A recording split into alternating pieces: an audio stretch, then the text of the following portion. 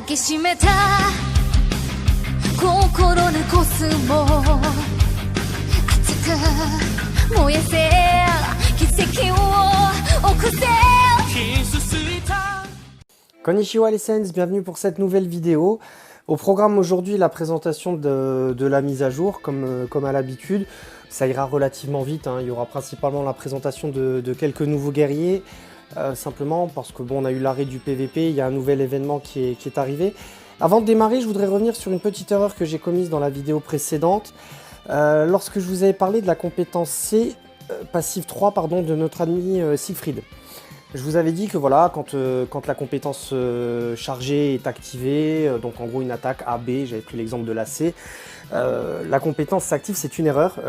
Merci aux amis Forest et Straddle qui m'ont fait remarquer sur le Discord. J'ai voulu aller trop vite, hein, très clairement. En fait, c'est spécifié à l'utilisation d'une charge, en plus de l'effet initial, augmente sa propre attaque physique de 30% pendant 3 tours. Concrètement, si vous appuyez sur la petite flèche en bas à droite de votre écran en combat, la petite flèche rouge orangée là, et bien en fait, vous allez charger et quand vous chargez, vous activez cette compétence là. Donc vous allez bénéficier de l'effet de la charge pour attaquer plus fort et la compétence s'active. Donc là en l'occurrence, il va augmenter d'autant plus son attaque physique. Voilà.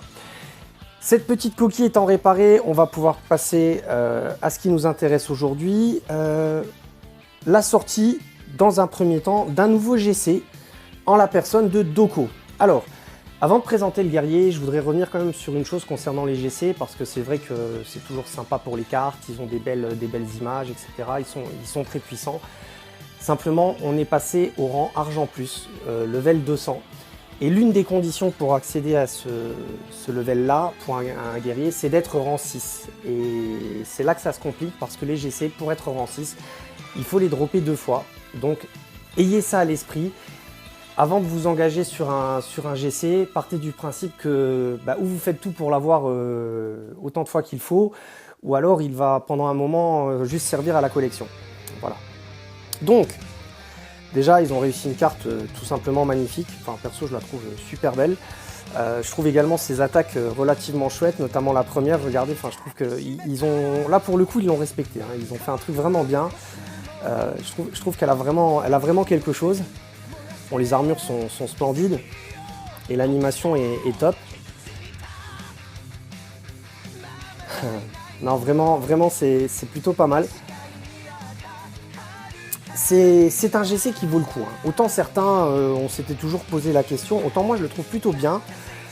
Pour le coup, il colle vraiment bien à la méta aussi. Donc ça, c'est important. Pour ceux qui vont se donner les moyens de le dropper 2 fois ou qui auront la chance de le dropper 2 fois, il va vraiment coller à la méta, on va voir ça. Alors c'est un guerrier d'attribut bleu. J'ai envie de dire encore un. Ah oui, c'est un peu la tendance en ce moment, hein. Donc du coup, on n'a plus beaucoup d'éclat pour ça. C'est un bloqueur. C'est un bloqueur. Alors pour un bloqueur, il n'est pas excessivement riche en PV, hein. C'est un petit peu les remarques qu'on se faisait ce matin sur le Discord. C'est pas forcément énorme, hein, 114 000. Bon, après, il peut y avoir des stuffs, etc. Maintenant, en bloqueur, on a vu nettement mieux. Après, c'est pas non plus ridicule, hein, donc c'est pas les stats d'un attaquant de base.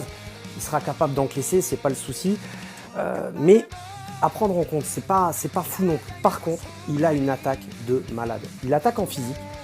Et là, on a une attaque à 58 000. On est sur des chiffres d'attaquant. On n'est pas sur des chiffres de bloqueur. Il tape comme un dingue. Et ça, c'est juste énormissime.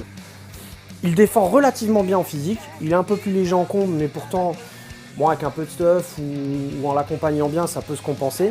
Ce qui est très intéressant, c'est qu'il a une très bonne esquive. Une esquive de 12. Alors justement, c'était évoqué ce matin dans le cadre d'échanges avec les amis Icemax et Bourroc. Effectivement, quand on voit les compétences passives, par exemple d'un Shiryu vert V1 qui vient booster l'esquive de Doko et l'esquive des Chevaliers d'Or, imaginez un peu ce que ça peut donner quand vous avez votre GC qui a une esquive de 12. Donc il donnera 2 B1C, donc toujours important à prendre en compte quand vous constituez votre équipe.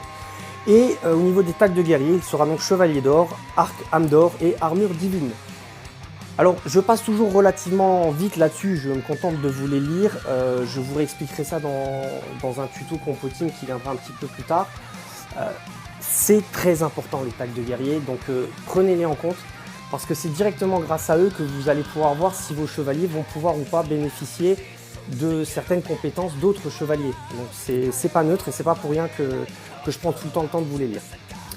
Au niveau de ses compétences chargées, donc écoutez, on va voir qu'il bénéficie de 2 attaques bleues et d'une attaque verte. Donc la première est relativement puissante, 38 en bleu. Elle sort, c'est celle qu'on a vue d'ailleurs en image, en plus d'être esthétique, elle est relativement rapide et puissante. En soutien, eh bien, elle sort relativement vite, donc c'est pas neutre, surtout que maintenant les games sont de plus en plus longs, donc j'ai envie de dire 3 tours c'est rapide. Et sachant qu'il tape déjà très fort, 38 ça va faire du dégât. Au niveau de sa compétence passive B, enfin chargée B, pardon, on est face à une attaque de puissance 17. C'est léger, mais par contre il y a 12% de chance d'infliger étourdissement au guerrier principal ennemi pendant 2 tours. Il a la possibilité de neutraliser l'adversaire. Alors ça, bien évidemment, il faut que ça soit accompagné avec du stuff bien comme il faut, parce que sinon ça ne donnera pas grand-chose, c'est très faible, 12%. Mais en tout cas, il en bénéficie, c'est pas neutre, ça peut être très utile.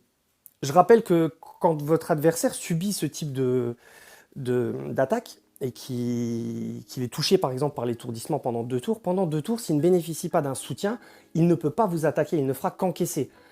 Ça peut être très très important, surtout face à certains défenseurs.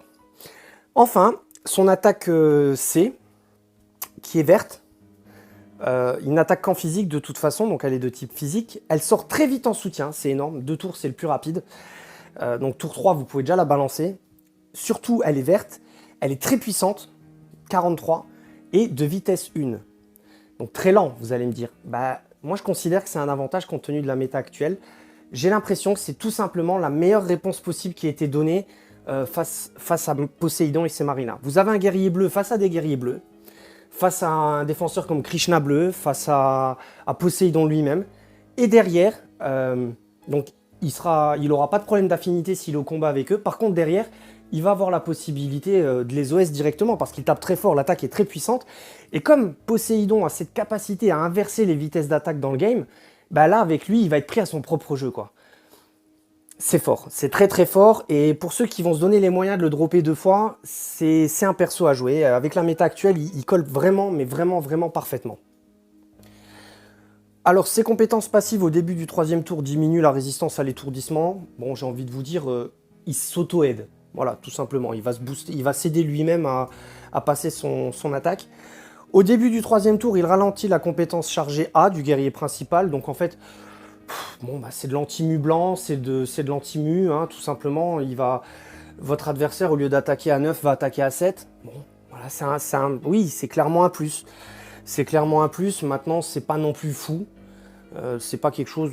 Enfin voilà, c'est bien, mais c'est pas la folie. Sa 3e compétence, surtout que ça arrive tard, hein, la compétence 2, elle arrive au 3e tour, c'est toujours le problème de ces compétences-là. C'est bien, mais si vous tombez face à un gars qui attaque à 9 d'entrée, machin, elle sert à rien, quoi. Ou en tout cas pas tout de suite, c'est un peu dommage.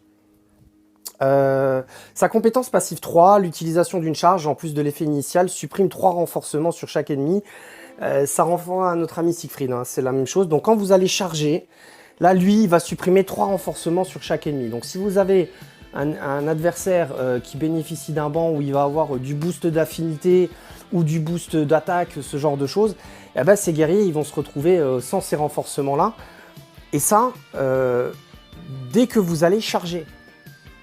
Donc vous le mettez par exemple, je ne sais pas moi, tour 1, vous faites une charge, boum, votre adversaire déjà, s'il a des boosts de banc qui commencent tour 1, déjà pendant un petit moment, il va être bien embêté, quoi. Surtout qu'on ne précise pas de nombre de tours, donc on peut considérer que c'est immédiatement et pour le reste du game. Enfin, son effet d'équipe, il va diminuer le Cosmos A, donc au début du 3e tour. Ouais, bon, voilà, clairement on s'en fout. Je vais pas tergiverser là-dessus pendant 2 heures. De toute façon, si Doko vous le droppez, c'est pour le jouer. Ce Doko-là, il doit être joué.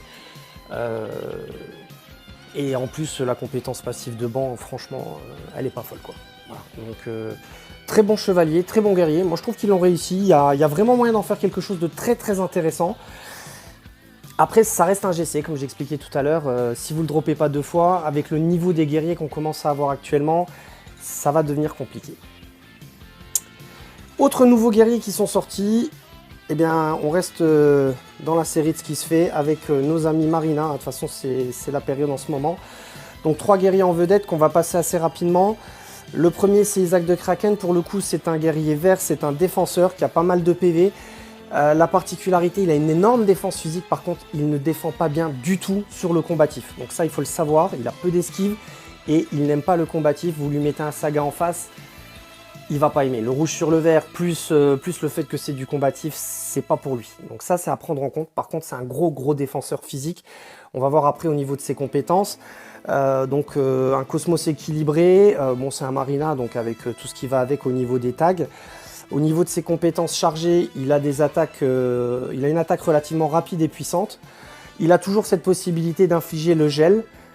Et il a la possibilité, à travers une attaque de puissance convenable, 25, d'augmenter sa propre défense physique de 25 pendant 7 tours. Ça, c'est pas neutre, parce qu'il est capable de faire mal et en même temps de défendre toujours mieux face à un adversaire qui l'attaquerait en physique. Sachant qu'il a déjà une grosse défense, ça peut devenir costaud. Au début du 3e tour, dans ses compétences passives, il va augmenter sa propre défense physique pendant 7 tours. En combat, il augmente sa propre défense physique de 39%. Et à l'utilisation d'une charge, en plus de l'effet initial, augmente sa propre défense physique de 29% pendant 7 tours. Bon, j'ai envie de vous dire, imaginez, vous l'avez rang 6 minimum, vous avez cette compétence-là, vous chargez, vous balancez cette attaque C, entre les 25% qui sont là, et les 29% liés à la compétence passive 3, plus qu'il a déjà intrinsèquement, si vous voulez, en défense physique, va falloir être fort pour le coucher, le bonhomme. Hein. Clairement, ça va devenir très difficile. Par contre, encore une fois, face à une équipe combe, qui plus est avec des guerriers rouges comme Saga, ça va être compliqué pour lui. Perso qui est très intéressant, mais qui peut être par exemple joué dans une team avec 2 défenseurs, un défenseur combatif, un défenseur physique qui serait lui-même. Et là, avec un bon soutien, ça peut être bien. C'est une idée, par exemple. Concernant Yo de Scylla, nouveau guerrier qui est également sorti, là nous avons affaire à un attaquant cette fois. Donc pour un attaquant, les PV sont respectables. Il a une bonne attaque physique, 48, c'est pas mal. Il a une bonne attaque combe, 51. On verra après que, là si vous voulez, on va voir tout de suite même. Il attaque dans les deux. Il a cette particularité d'attaquer aussi bien en physique que en combe. Donc c'est pas neutre, ça peut être un avantage. Ça peut être un avantage, surtout dans la méta actuelle où le combatif commence à laisser la place au physique, mais il y a quand même des gens qui restent en combatif. Enfin voilà, ça peut être intéressant. Donc il attaque de manière assez puissante dans les deux cas. Par contre, comme tout attaquant, il n'a pas de défense. Là pour le coup, il a une petite esquive. Et c'est un Marina, donc il est rattaché à tout ce qui touche Poséidon, bien évidemment, au niveau des tags. Au niveau de ses attaques, la première est relativement lente, assez puissante. La deuxième est un peu plus rapide, vitesse 7, assez puissante aussi. Vous voyez que ça sort relativement vite en soutien à chaque fois. Et au niveau de l'éraflure de l'aigle, là on est sur une attaque moins puissante. Par contre un peu plus rapide que les autres, mais qui sort bien en soutien. J'ai envie de vous dire, pour le moment, c'est pas fou non plus. La particularité, il est bicolore. Donc vous allez pouvoir avoir du vert et du rouge au niveau de vos attaques. Et en plus d'être bicolore, il attaque en physique et en combatif. Voilà. C'est un peu le couteau suisse, le bonhomme, en tant qu'attaquant. Après, quand vous êtes bon partout, vous êtes excellent nulle part non plus. J'ai envie de dire donc, à voir. Peut-être dans une bonne team bien amenée, bien jouée. On pourra revenir dessus peut-être dans une autre vidéo. Du coup, on va retrouver ça au niveau de ses compétences passives. Vous voyez, au début du 2e tour, il augmente sa propre attaque physique. La deuxième, c'est au début du 2e tour, il va augmenter sa propre défense combative. Donc là, il sait qu'il est faible, il se booste au 2e tour. Après, il est déjà faible, donc il va se booster un peu, mais ça sera pas ouf non plus. Et enfin, en combat, il augmente sa propre attaque de façon générale, donc combatif et physique, de 29%. Guerrier réellement équilibré, très équilibré. J'ai envie de vous dire bon partout, mauvais nulle part, mais du coup excellent nulle part non plus. Voilà, clairement c'est ça. Yo de Scylla en attaquant, c'est exactement ça qu'ils nous ont fait. Au niveau de sa compétence d'équipe, pour un allié, donc il va augmenter l'attaque d'un allié. En combat, il augmente l'attaque du guerrier principal de 24%. C'est bien, c'est du déjà vu, on l'a déjà, ça existe déjà, il n'y a rien de nouveau. Voilà, donc perso, pourquoi pas, mais voilà. J'aurais une préférence plutôt pour Krishna noir à ce compte-là. On va voir. Qui pour le coup est un soutien. C'est un vrai soutien. Déjà, c'est un soutien qui a du PV, donc c'est pas négligeable. C'est plutôt pas mal. C'est pas oufissime non plus, mais il a déjà des stats corrects. Au niveau des attaques, bon, c'est correct aussi. Par contre, il a énormément d'esquives. 12, c'est pas négligeable. Il vous donnera un B2C, donc à prendre en compte. C'est un pur Marina au niveau des tags. Au niveau de ses attaques, c'est que du noir. C'est que du noir, donc c'est relativement pas mal parce que, à part face à du noir ou du blanc en face, où il y a plus rarement le problème d'affinité avec eux. Il a une première attaque qui sort très très vite en soutien, qui est moyennement puissante. Il a une deuxième attaque qui, elle, de puissance 23, est donc un peu plus faible, par contre qui est plus rapide et qui sort un peu plus lentement en soutien, mais ça reste très confortable quand même. Et enfin, il a toujours sa compétence passive qui va lui permettre d'infliger saignement au guerrier. Et ça, c'est propre à lui, hein, tous les Krishna l'ont. Et on sait qu'aujourd'hui, ça prend une part de plus en plus importante dans la méta actuelle. Face à des défenseurs qui sont de plus en plus chargés en PV, qu'on a de plus en plus de mal à tomber, qui tapent de plus en plus fort aussi, quand ils se prennent un saignement, ça aide quand même pas mal. Donc lui, le fait qu'il l'ait, c'est pas neutre. Il ne craint pas l'affinité, par exemple, d'un guerrier bleu, comme un Krishna bleu, par exemple, vous voyez. Il va pouvoir lui infliger saignement, vous allez pouvoir le basculer après en soutien, et en soutien, il va pouvoir balancer ses attaques noires. C'est tout à fait plausible.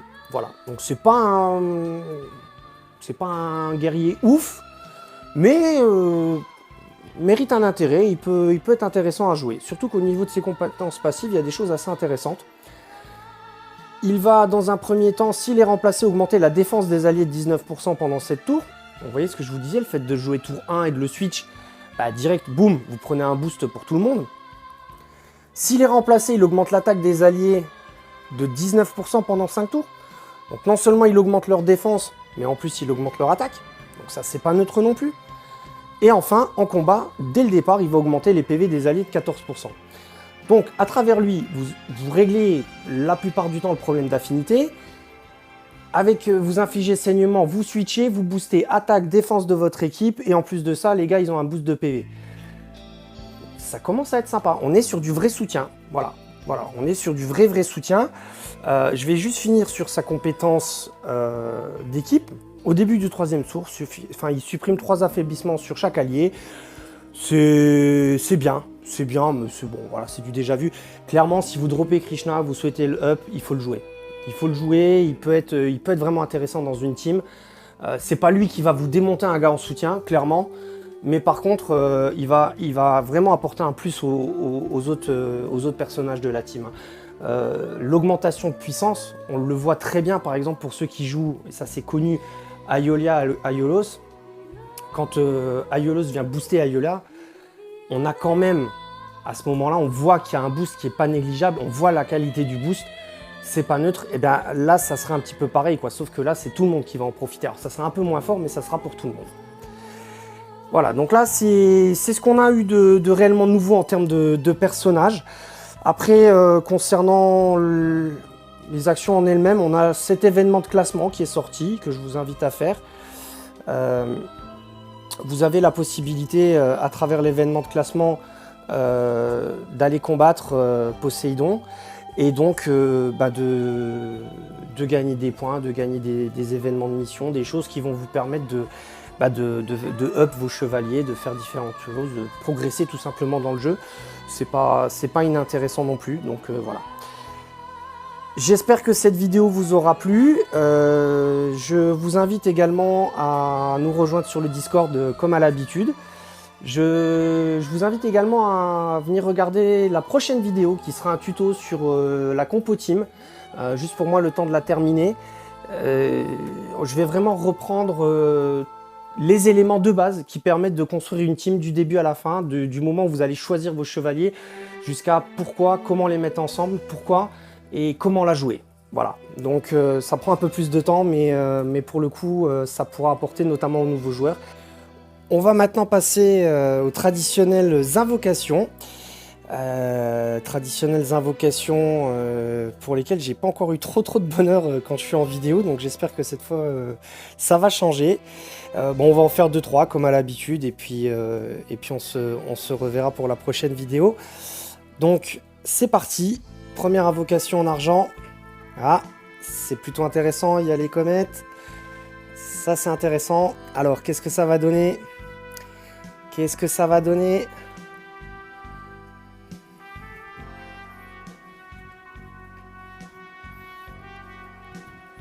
Oh, Iki, ça c'est bon. C'est bon, c'est bon, c'est bon. Et c'est... Ah, allez, allez, allez. Yeah, Chaka de la Vierge. Le vert.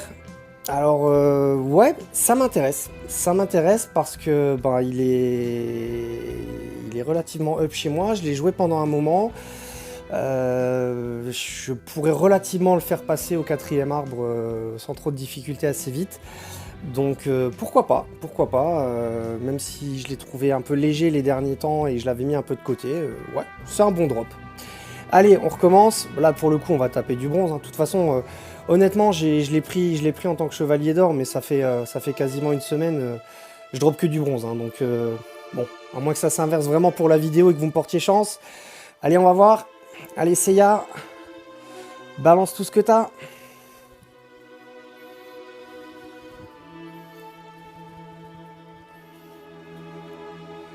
Eh ben voilà, hein, on change pas une habitude, hein. On est reparti sur du bronze. Voilà, comme ça c'est fait. Bon bah écoutez, on va garder les 10 autres pour les prochaines, pour la suite et voir des prochaines vidéos. Je vous remercie d'avoir suivi cette vidéo. Je vous invite à nous rejoindre comme à l'habitude sur le Discord, hein. Il y a régulièrement des nouveaux joueurs qui arrivent. C'est de plus en plus intéressant, les tournois sont de plus en plus sympas. Voilà, donc je vous dis à bientôt. Et sayonara les Saints.